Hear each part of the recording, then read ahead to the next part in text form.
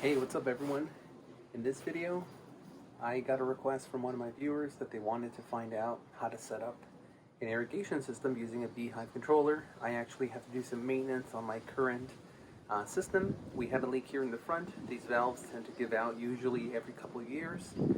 So definitely we just replaced one. And I thought it'd be a great time for me to rewire it and kind of give you a basic foundation of how it works. So just to kind of give you into perspective, we have cycle or valve number 1, 2, 3, 4, and we would have a fifth one.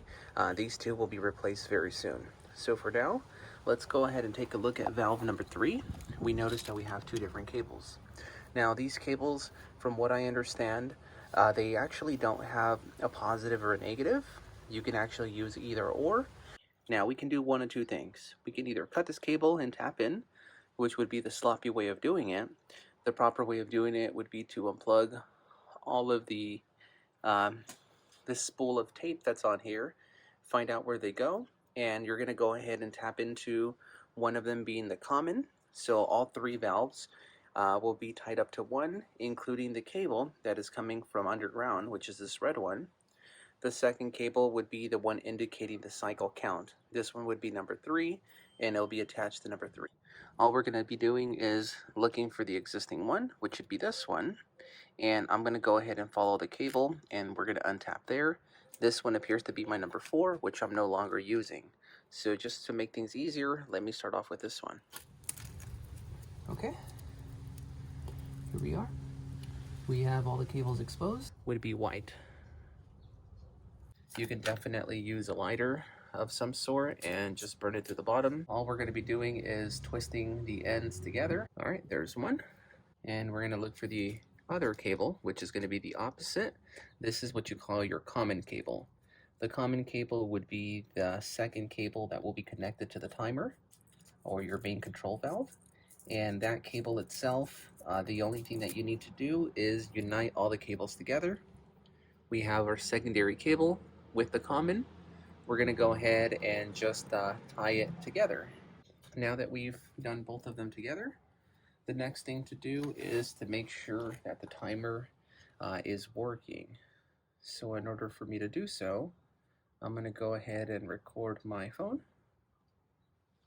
and I'll see if I can get that on the screen for you guys. Okay, as we're recording of the timer, as I mentioned, I have two different timers. I need to work on the names because I haven't done much.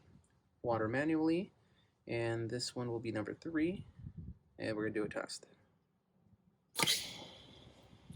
And if you guys want to take a look over here, the water seems to be turning on. I don't really care for grass, so we have these going, but what I'm really looking forward to are these little drip emitters. In the front of the house, I am also adding drip emitters because I got some free pollinators that just naturally made their way in here. I'm not sure what variant these flowers are, but I know these are poppies. So those are always nice to see. Okay, the water seems to be turning on. So the next step would be for me to go ahead and shut off the timer. We're using my phone. We hit the off button. Done. Great. So now we know that the timers are working. Everything seems to be doing well. The next step would be to go ahead and tape off this section. Now I'm going to go ahead and show you a look on the opposite side as we get closer to the remote. We talked about my system. We have the white, the red, the blue, and green. We're no longer using green. And then we have the black coming in from a common. I'm going to see if I can put a photo or a diagram to give you guys a better visual, but just to kind of describe it for you. We're running 3 cycles, cycle number 1, 2, and 3. These 3 have 2 cables coming out on each end. Think about it as a positive or negative, but in this end, we're going to use irrigation terminology. One of the cables will be used for a common. All 3 cables will be united together, and that is usually connected to either white or black. The second thing that you'll be doing is each timer, cycle number 1, 2, and 3, will be uniquely paired with a different cable or color, identifying the cycle count. From there, I'm going to go ahead and open up the cover. This is the inside of the interface for a typical irrigation box, but we want to go ahead and look at the inside, or the cable management. Let me bring you guys a little bit closer. There is a little cable that has like a little pigtail that is only going to be used if you're going to be using a sensor.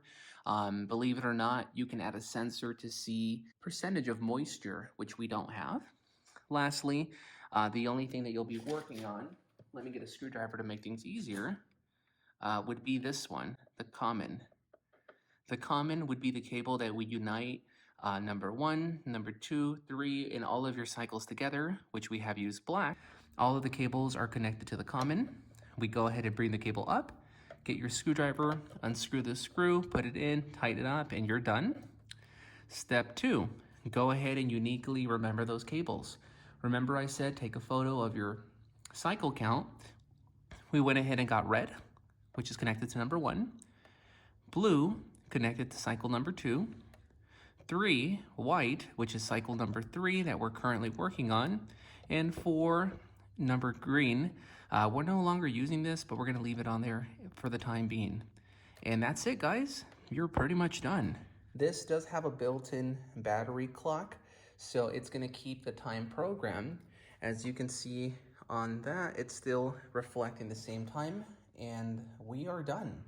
If you guys like what you see, don't forget to like, subscribe, and I'll catch you in the next video.